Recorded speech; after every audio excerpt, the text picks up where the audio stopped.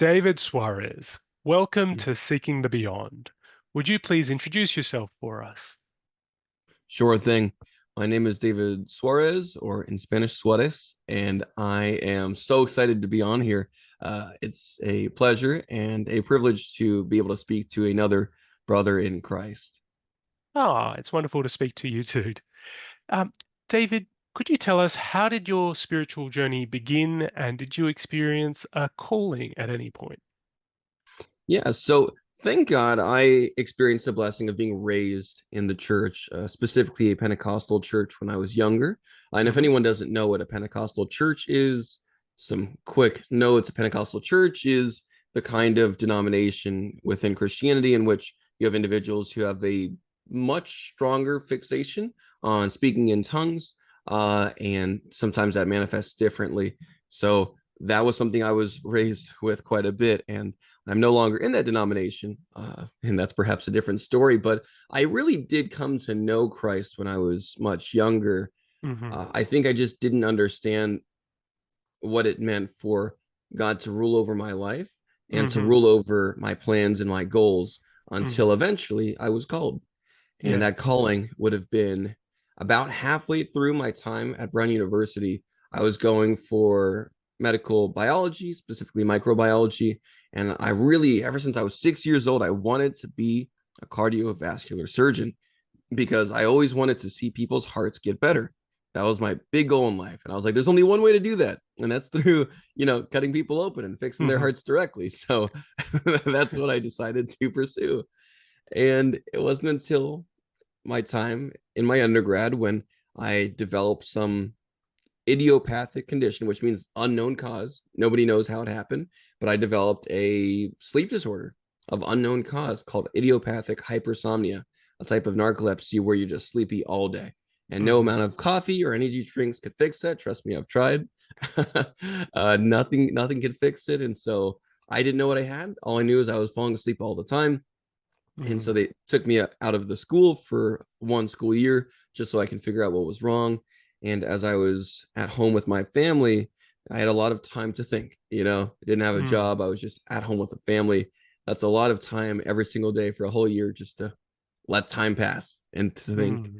And I started to think that maybe I just wasn't cut out for education or academics or anything else because I was falling asleep all the time, and I was praying to God for Him to heal me because that's what I was raised Hmm. with, thinking Hmm. that if you just ask God in faith to heal you, He will do it because you asked for it, right? He's like a cosmic vending machine. If you just push the Yeah. right button, you'll get the gift that you want out of Him. Hmm. That's what I was raised with, and so Hmm. I prayed so deeply every single day, crying and crying out to God that He would heal me and heal all these other problems that were going on, and nothing, nothing. So for the first 3 months of my time off from school, nothing. And I was getting so upset and I was so angry that God made me and gave me this kind of life where He would give me these high aspirations and goals, but not the ability to reach them. Hmm. Not Hmm. not the physical and mental ability to reach them. And so I said, God, why? What's the point? And I'm praying for all these things that I want. I want to be a cardiovascular surgeon so I can make this amount of money and then get married at this age and have these number of kids and everything. And then one day, as I'm crying out to God in the shower of all places, that way my family wouldn't hear me crying, Yep. I have a sermon set playing on my phone, autoplay on YouTube. And this pastor that I had never heard before starts to preach on Jesus in the Garden of Gethsemane. And Jesus says, even this very hour, let this cup pass from me, but not my will, but yours be done, Father. And I Mm. had realized, wow, I had never actually felt the need to pray a prayer like that. I've never prayed that God's will be done, only mine. So Yeah. then I decided to relinquish everything to Him. And I prayed, not my will, but yours be done. Mm. And that's when the call started. Mm. That's amazing. Having an experience like that, just listening to a YouTube video in the shower, Yeah. and and it's quite an epiphany when we realize, um, I want this, I want that, I should have this, I should have that. You've given me this, therefore I should have this. Yes. Um, and it's really difficult to come to terms with, God as the sovereign, Mhm. particularly when we're young and, at that age, at, 20 or so. Yeah. We're really starting to develop our freedom and our independence, and uh, suddenly we feel trapped or constrained by something that's not fair. During that year, David, as you sort of came to realize that, you know, you might not be in alignment with God's plan for you, tell me what happened next. Yeah. Well, after I started to realize that God's will was better than my own, which who Mm, would have thought it, right? who would have thought? The almighty, all-knowing sovereign of all creation, perhaps he knows more than I do, Yeah. and perhaps he knows better than I do. He had made it clear to me that there's more than one way to fix a heart. Mm, And mm, I'd always wanted that. I just didn't know about other ways. So mm. suddenly I started to get a lot of recommendations on my YouTube feed for apologetics. Yep. And I had never really even heard about apologetics before. And so all these videos were flooding my feed, and I would watch all of them. They'd be 2, 3, 4, 5 hours long, and I'd watch all Mm. of them. I'd see Mike Winger appear sometimes doing Bible studies, and I'd watch his entire ridiculous 1 or 2 hour long Bible study videos. Yep. And I would just, what else was I going to do all day? I didn't have a Yeah. job, and I was waiting to find a doctor who could tell me what's wrong with me. So Mm. I was just so deeply in the word and scripture, studying theology and apologetics. And I was amazed. I felt like I was alive again. I felt like I was awake. Mm. I was going to random coffee shops to talk with random atheists and random people Yep. about God and study and talk with Muslims and Mormons, everybody. It was incredible. I loved it. Mm. I really loved it. Yep. And I started to realize I want to do this, Yeah. but I can't do it because I have my medical goal, right? And I know Mm. God's gonna still find a way to, provide for me so I'll be able to be awake again. And then the Lord sends me a doctor who realizes, Mm. hey, he's got a sleep disorder, he's got hypersomnia, right? Yes. So instead of being narcoleptic where I'm awake throughout the day and then fall asleep periodically and then go back normal, I'm just always exhausted, literally hyper, which means very, somnia, which means sleepy. So I'm just very sleepy. Mm-hmm. And there's treatment for it, but no cure. Except, even though the doctor said that, there is one exception that I had realized pretty early on. When I was speaking with people about God, I could stay awake. I didn't Yep. actually need my medication as long as I was talking to somebody about God. Coffee Mm. doesn't affect me, and energy drinks sure don't affect me. But speaking to people about God does allow me to stay awake without any medicine. And I Mm. started to realize, wow, when I go back to school, I definitely have to make sure I'm talking with people about God. So I made sure to become a Bible study leader when I came back from my break, Yep. and that allowed me to stay awake throughout a lot of my time at Brown until I finished up my degree. And Mm-hmm. then the big decision Yeah. came with the big decision. It's like 2020, 2021 at that point, and this huge decision of medical school stands before me. I was in this very particular program where they gave a small number of us automatic acceptance into their medical school without having to Yes. take the medical exam beforehand. So Mm-hmm. I was part of that program. So in theory, I could have just gone to Brown University's medical school automatically, Mm. automatic acceptance. Mm. And this is a case of what we call golden handcuffs. Golden Yeah. handcuffs is when Yeah.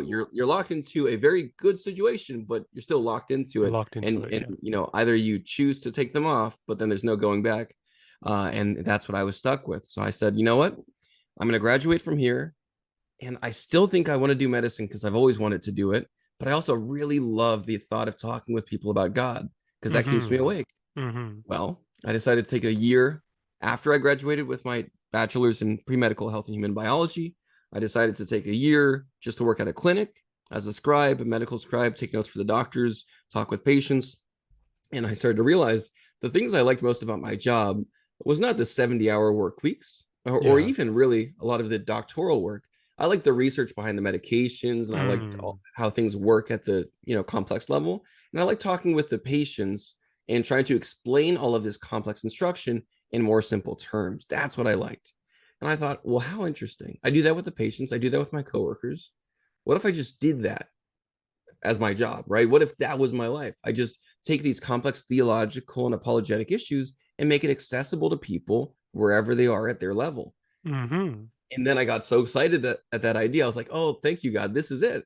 So I left the clinic, went back home, went right into seminary, and I started to pursue a master's degree in Christian apologetics. And I Mm-hmm. never, ever, ever looked back. I just graduated about 2.5 weeks ago. and I'm so excited. I'm elated. It was the right choice. Congratulations, that's an amazing story. Now, I just have to mention, I can still hear you, but my Zoom window has frozen. So I think the show must go on. We'll keep going. Yeah. And hopefully this will be recorded. Um, what stuck out at me from that story is when you're having these conversations with people about God, number one, you seem to really enjoy it. Number two, it keeps you awake. Um, Yes. and number three, this is the sort of um, connection or uh, impact that you had been looking for. I heard you say you like to heal people's hearts, but I Yes. think that can be done through conversation, through listening, through exploration of challenging topics.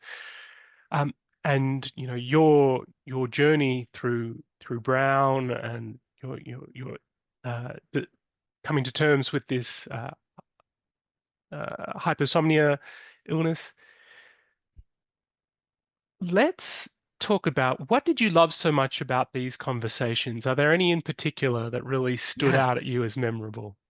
Yes, of course. And it was, hundreds and hundreds of different conversations with people. Mm, But it was really exciting. Yes, I love being awake, but I also love yeah. having a chance to show people that this faith is reasonable.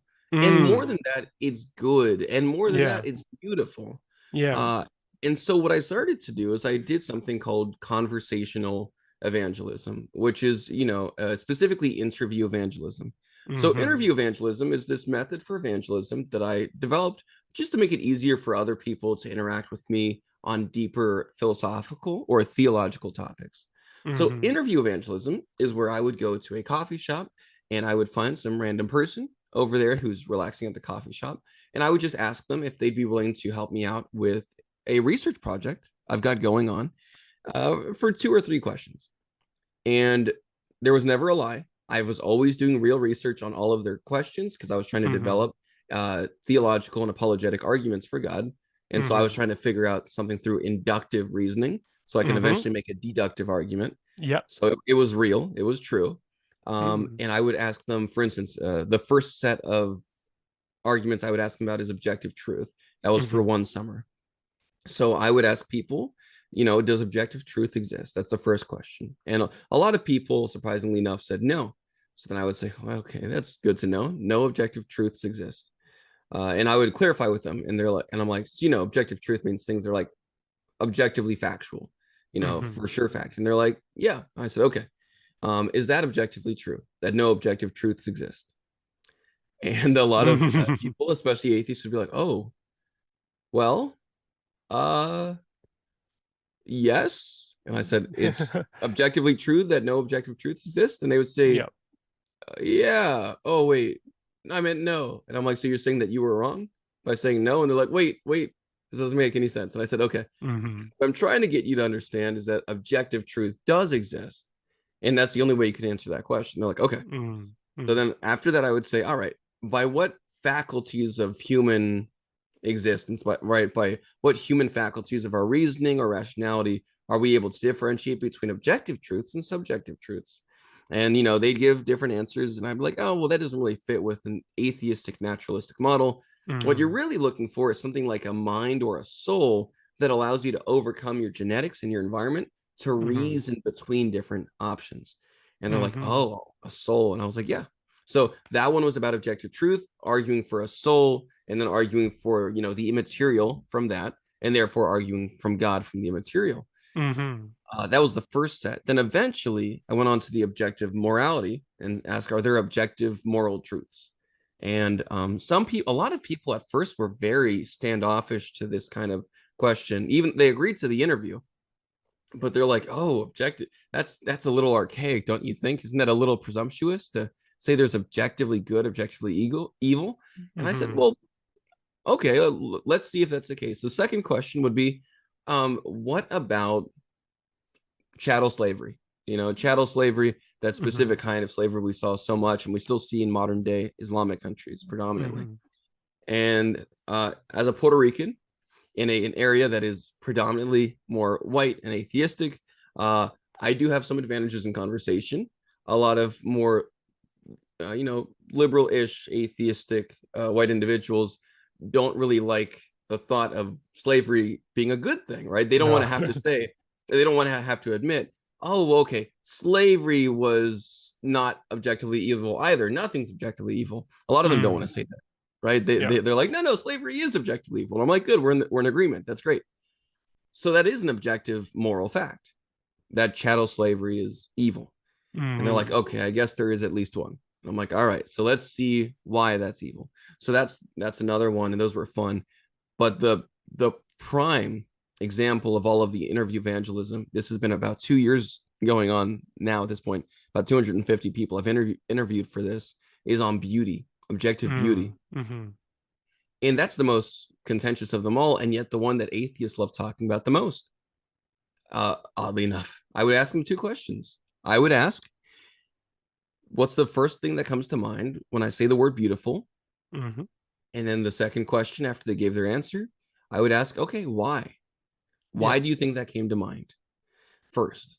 And then I would just reason with them, about how their understandings of beauty don't really fit into a naturalistic atheistic model, right? This Mm-hmm. this desire for beauty, this attraction that we have towards beautiful things, the fact that we'll spend survival-based resources that we could, money, we could use money for physical and sexual fitness to increase our Mm-hmm. evolutionary adaptability and Mm-hmm. become better at creating more progeny for the next generation, right? Yeah. uh we could, that would make more evolutionary, atheistic evolutionary sense. But instead, what we do is we'll use money to fly on planes to get to a place like a beach because we think that the ocean is beautiful. Mm. We'll waste resources and even put ourselves in dangerous situations like a plane, you know. We'll put ourselves in situations that we think to be more dangerous just to experience something beautiful.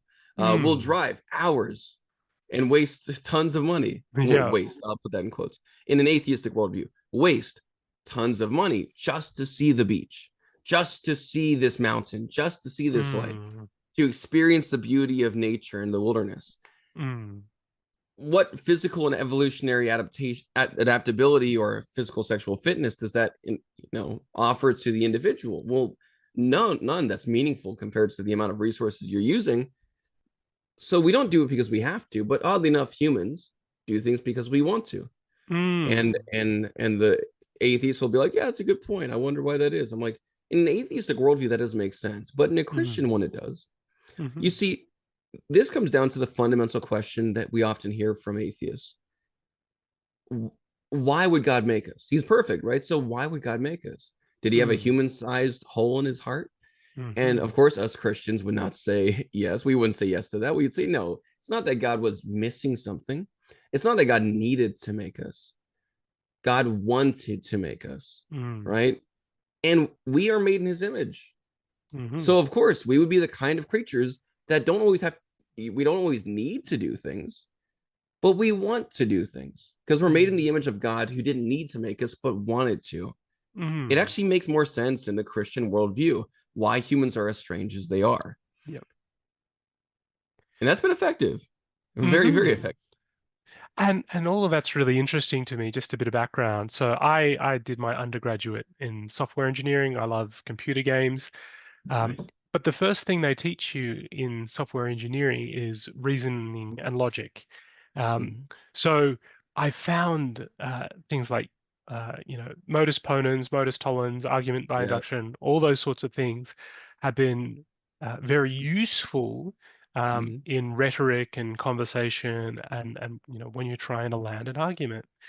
Yes. And what you've said is really interesting to me. Humans will spend their resources that are hard won to have experience that they have experiences that they will like, that they will enjoy. They see there's some value in spending on money to fly in a plane to go to the beach and just spend at the time at the beach.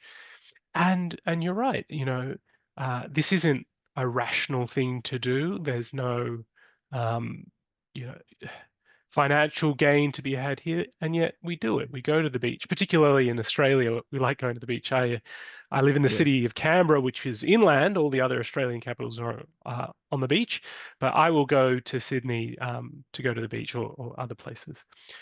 Mm. So you're right. If humans, we exist from a purely sort of rational evolutionary standpoint, and our only real mission is to reproduce, um, and find some sort of advantage to keep the species going. I think you're right. There's a lot more to us than that, and part of that, as you said, is being made in the image of God. We have something about us that sets us apart from the rest of this world. And I'd love to hear a bit more about that. Apologetics, could you tell us a little bit about what that word means to you and some of the interesting experiences you've had, doing apologetics? Yes, of course. Well, apologetics, is the reasoned defense of something, or more Hmm. specifically, in a Christian context, that's the reasoned defense of the faith.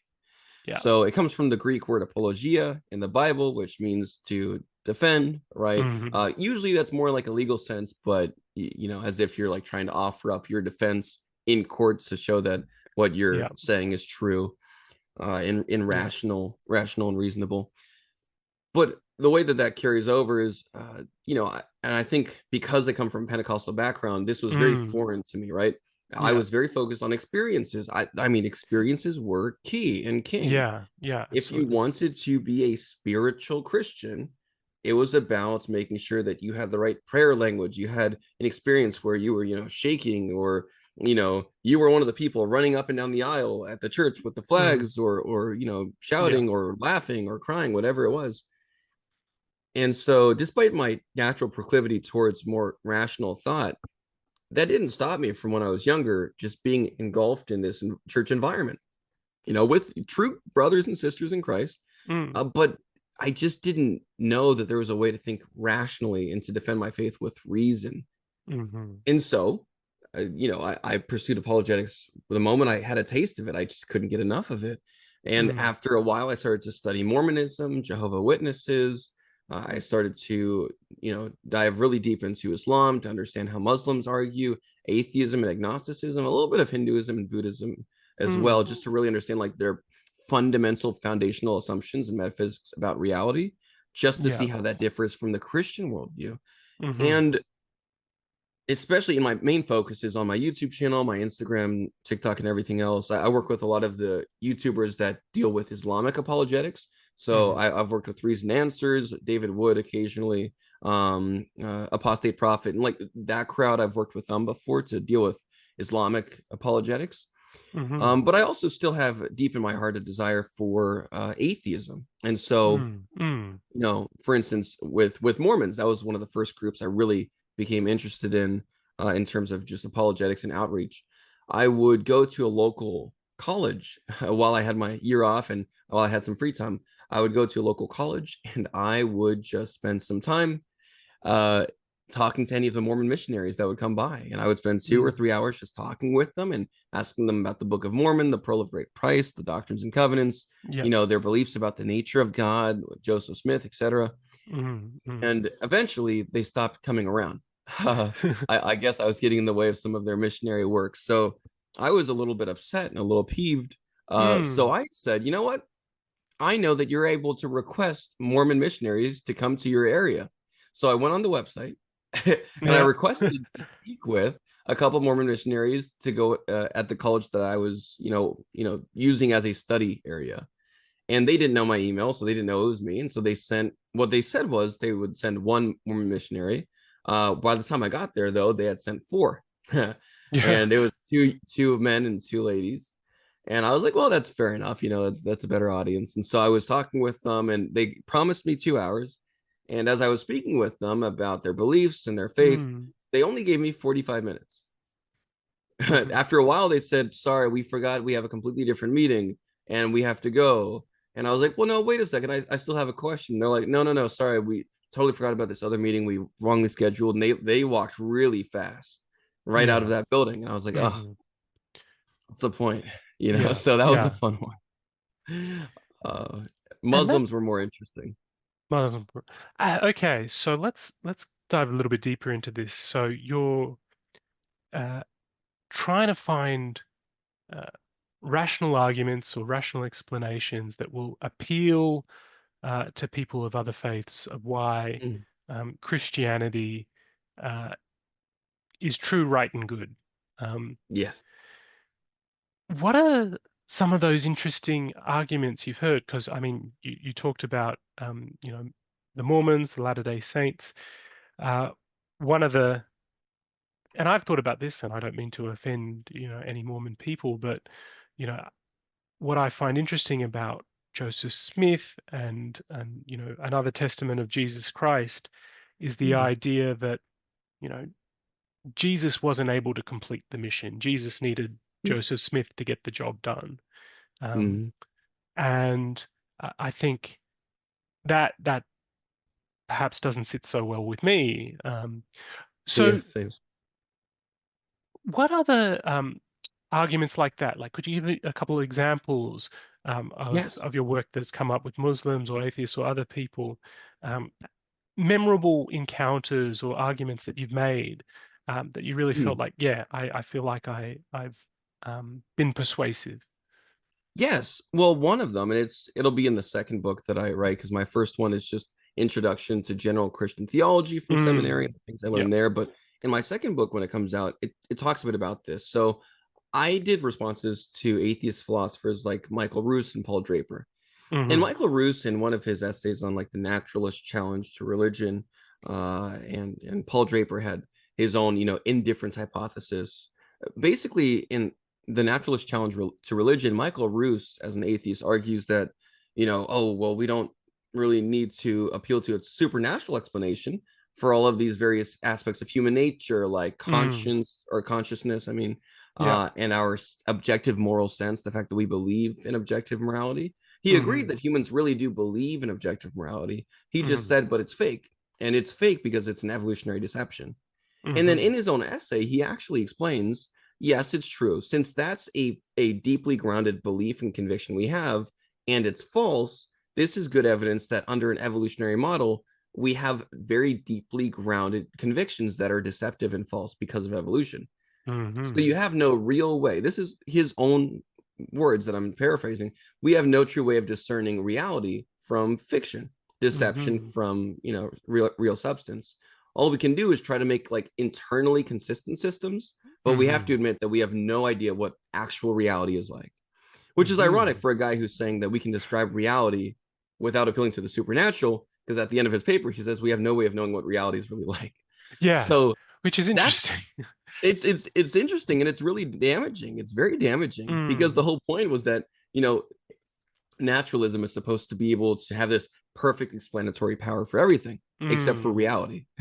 yeah. So I started to develop an argument in which I call this a video on my channel as well. It's a presentation, so people don't have to read my essay, but it's called the insurmountable agnosticism of naturalism.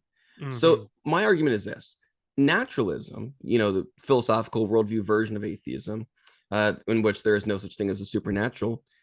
Naturalism concludes, it necessarily and logically concludes in the way that Michael Roos, the atheist philosopher, said.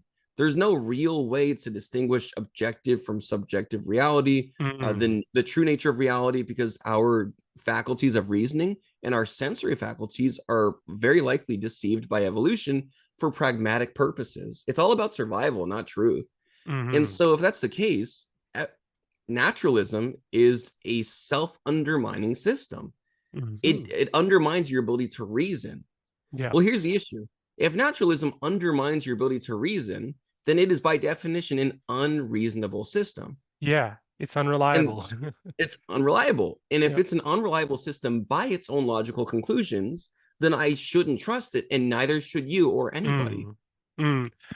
And that's really interesting. That's right. When you sort of, and I love that form of argument. Let's assume this is true, Yes. and then let's derive some sort of contradiction or flaw that indicates the original assumption was off. I think Yes. I forget the name of what that argument it is, but it's definitely something I'm familiar with.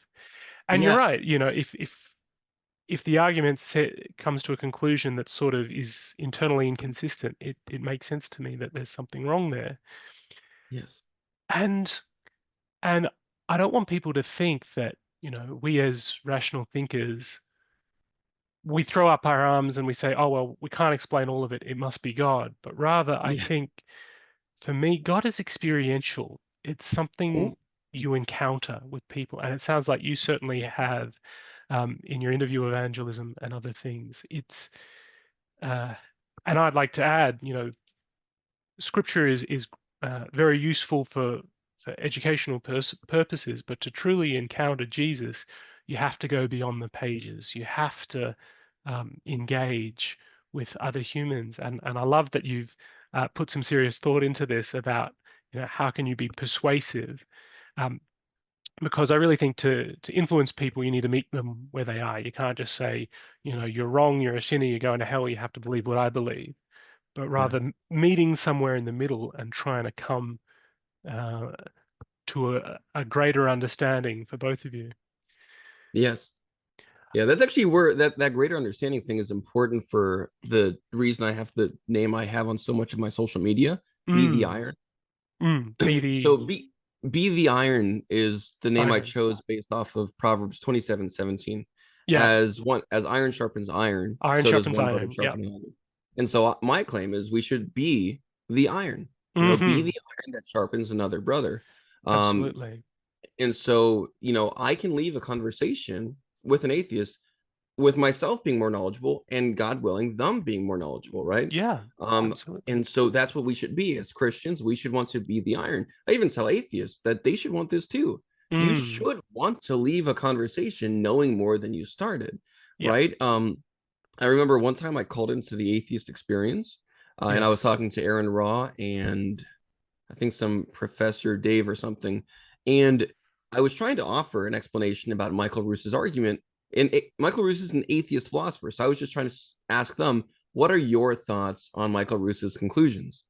And Hmm. they're like, oh, well, that doesn't matter. I'm like, well, no, it's an atheist philosopher. I just want to see you guys are atheists too, well known Hmm. YouTube atheists. I just want to know what's your thoughts. And they couldn't understand what I was trying to get at. They didn't understand Michael Russo's own atheist philosophy enough Mm, to be able to explain naturalism in a consistent way. Yet they're yeah. naturalists, right? They're Hmm. well-known naturalists, but they don't understand the logical conclusions of naturalism because they haven't thought about it in a philosophical way. They haven't seen the Mm, logical conclusions that exist at the end of a naturalistic worldview. yeah. That's something I appreciate about people like Alex O'Connor. He's an Yeah. atheist on YouTube, but for the most part, on major points, he does understand the conclusions of his worldview, right? Like there's no free Mm, will. He understands under mm, naturalism there is no free will. Now, yeah. sadly, he doesn't go far enough to explain how no free will therefore implies no ability to have proper reasoning or to be Hmm. more reasonable or rational, because Yeah. being reasonable or rational requires you to differentiate between more or less reasonable, more or less rational states. And you can't do that if you're pre programmed to think a certain way, Yeah. because you can't call your thinking objectively more reasonable than theirs because you're just pre-programmed to think you're more reasonable and they're Mm, pre-programmed to think they're more reasonable, but that yes. doesn't actually mean either of you have a way to think of the other one as more or less reasonable. Free Yeah. will is kind of necessary for actual more or less rational thinking, Yeah. more or less reasonable thinking. You have to have some sort of way to assess externally the reasonability and rationality of a sequence of thoughts or a worldview. And the lack of free will is really destructive. Absolutely. And I think, it goes back to objective truth and objective morality. How can you sort of build an argument from something that you both agree on, and where does that ultimately lead? And you're right. If there's no Yes, free will, uh, and I might get a little bit sappy with I say, the only way we could possibly love is if we had free will. it's Um, true. without free will, we couldn't truly love. That would just be an evolutionary behavior that we sort of Yes, do automatically. Um, exactly. So That's right. that's absolutely fascinating. I really like you know, trying to find common ground in those objective truth and objective morality. And Yeah. I understand that both of those things are very complicated. Um, but before the interview began, one of the things I mentioned was when we sent Voyager into space, it had this golden disk on it, and it had integers. This is one, two, three, four. This is our number system. Mm. Basically, this is where you could start to talk within. I'm not saying aliens exist, but if they're For out sure. there, this is something that they could understand, and this is how we would start to build a dialogue. That's right. So I think objective truth is so important, and there is objective truth in faith, right? It's Mm. not just this thing that we say, we don't understand it, we can't understand it, but we believe it anyway. Um, the motto of my theological college is faith seeking understanding. So we're moved by the Spirit, but we use our minds and our reasoning to try to understand as best we can. That's right. That's right. Um, Speaking of iron sharpening iron, I'd love to learn a little bit more about your book, The Sleepy Seminarian. Oh yes, yeah. So Sleepy Seminarian, just the first one out right now. The second one will be out once my professor is done reviewing it, so he can write the foreword for it. But Sleepy Seminarian, this is my eclectic essays, volume one, and they're eclectic essays Hmm. because during seminary I tried really hard, and I thank God that I have such a strange mind. I tried really hard to choose Me too. as random a set of topics as I could for the Hmm. most part, so that they were always very different. Yeah. And that makes it fun because this is the first of three. So it's the first third of all the essays I ever wrote in my seminary. And it's a lot of different essay topics, right? I include things that are like book reviews for various books that I find very helpful for a Christian. So Messiah in the Old Testament, really good book for seeing messianic prophecy, either Hmm. explicitly or implicitly throughout the Old Testament. Not as Yeah. much shadows and types. There's other books that are better for that, but it's really about prophecies that are specifically fulfilled and how you see the idea of the Messiah grow throughout the Old Testament, which is really cool. A Yeah. book review on also the new perspectives on Paul.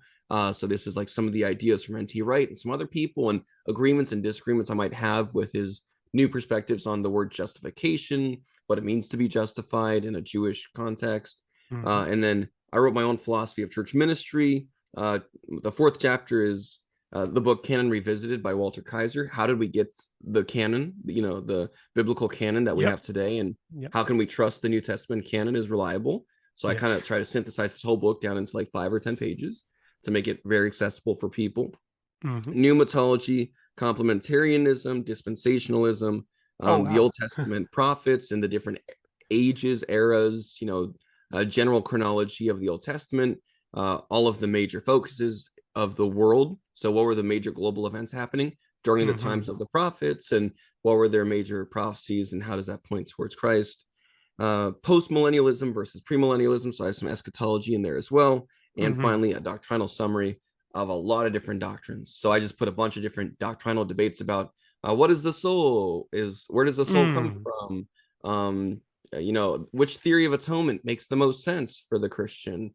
And do Hmm. we have free will? What are the various views of free will? It's just like a doctrinal summary. So it's just like 10 or 11 different doctrines and the different views in those doctrinal summaries all at once. So it's just a bunch of different essays. And this first volume is really just for Christians who are trying to get into, theology and theological analysis and doctrine. The second one is actually called Sleepy Seminary and Eclectic Essays 2, God, Atheism, and Beauty. And Hmm. so I have 3 essays there that are just about atheism, just responding to like the foundations of atheism and why an atheist should never go to step 6 of atheism because they've never really established a good step 1, Hmm. and the whole thing tumbles without step 1. So that's what we talked Yep. about. You can't trust your reasoning abilities, so you really can't trust anything that you reason about atheism. Hmm. And so that second one's exciting, but the first one I love, and it's doing pretty well. There's I think it's 4.9 out of 5 stars on Amazon right now.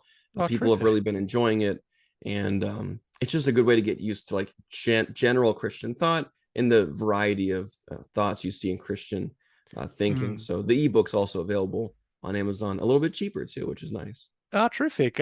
What was your favorite part of the book? Oh, that's a good question. I would have to say, I would probably say that I just really enjoyed the doctrinal summary, chapter 10, which I actually made Hmm. free for people online. I did make the doctrinal summary chapter free.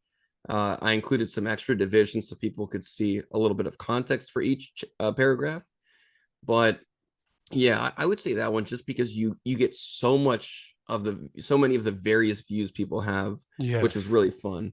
Yep. The second part that is probably, and it's also fun, but I would probably say my favorite after that would have been probably the one on complementarianism. Hmm.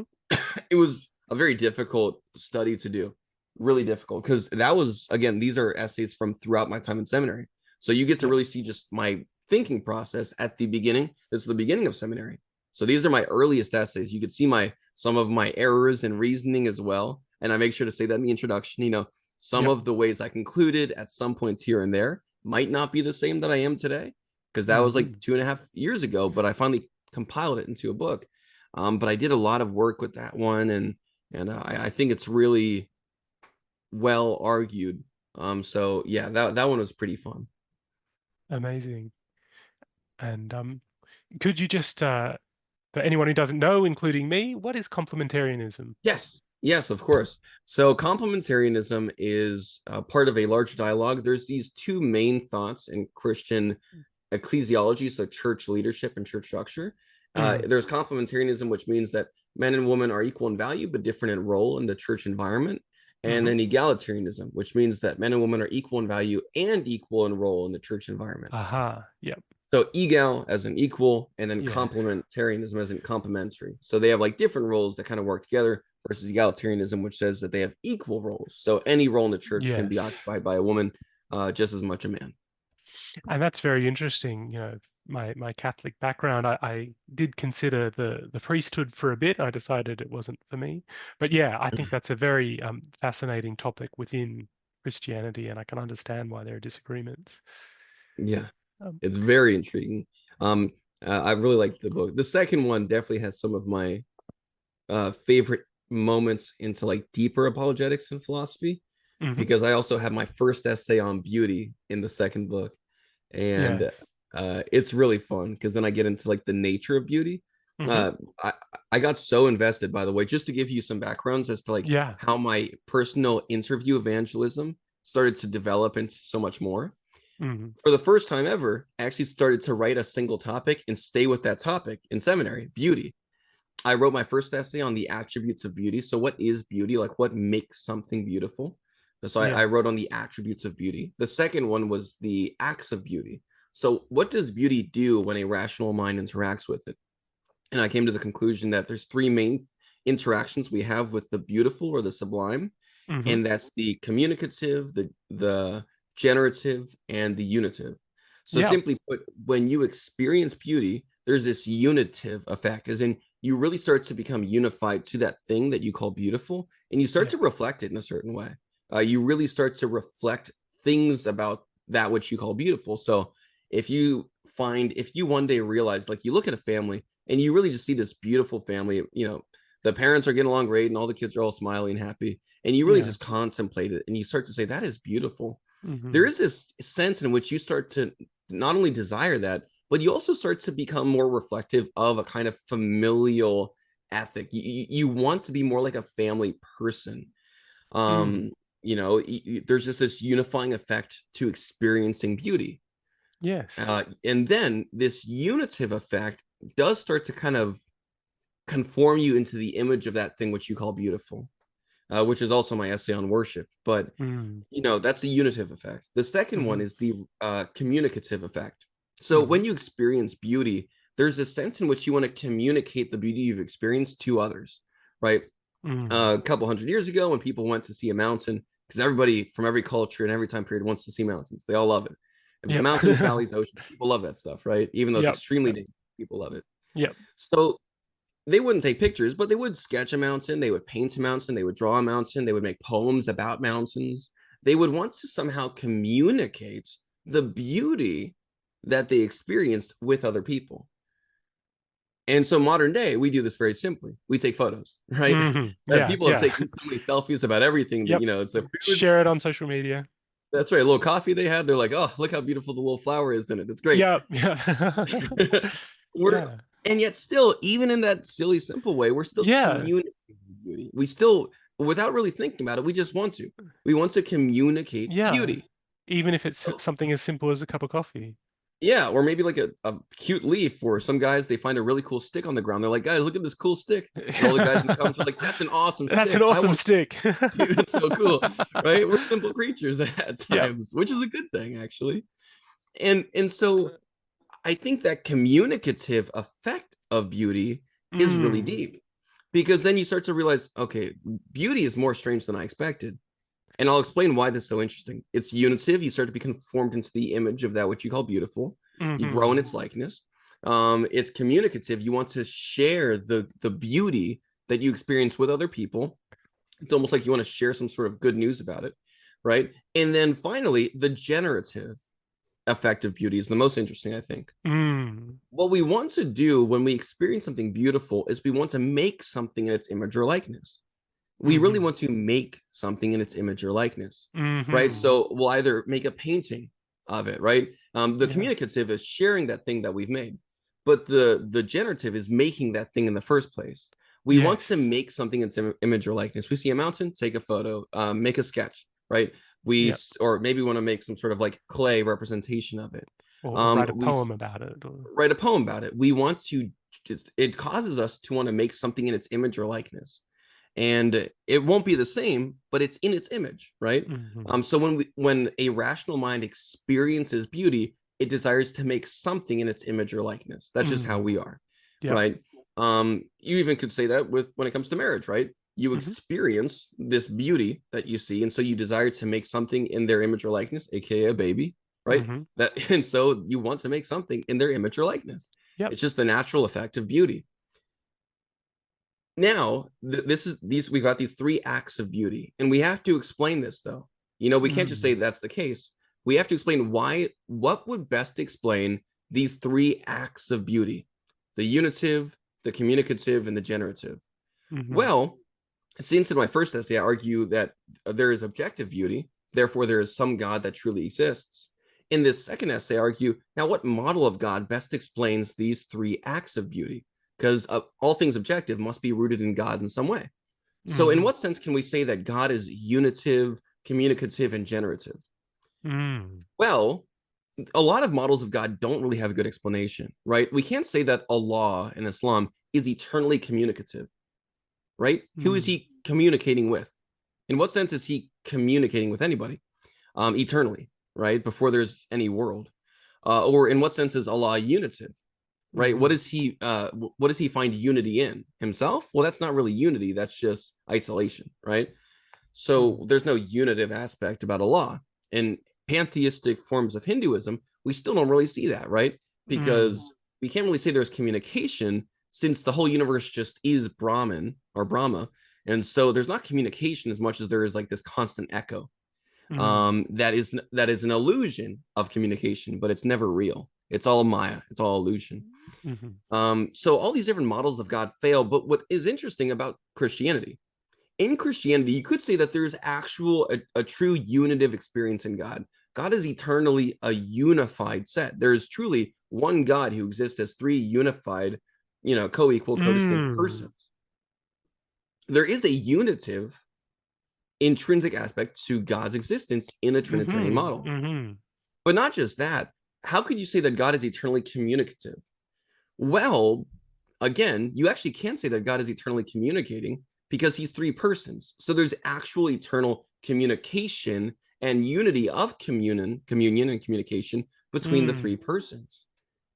And so it would make sense that God would make a universe so he can communicate his own beauty to that universe. Why does God see communication of beauty as a good thing? Because he's internally communicative. So of course he would see communication as a good thing because he's always been Mm. doing it, right? Yeah. So he would make a universe where he can communicate his own goodness and beauty to other rational agents. Now you might be thinking, well, what rational agents? He just made a universe. Well, there's the generative principle. You see, Mm, God the Father has eternally experienced the beauty of his own Son.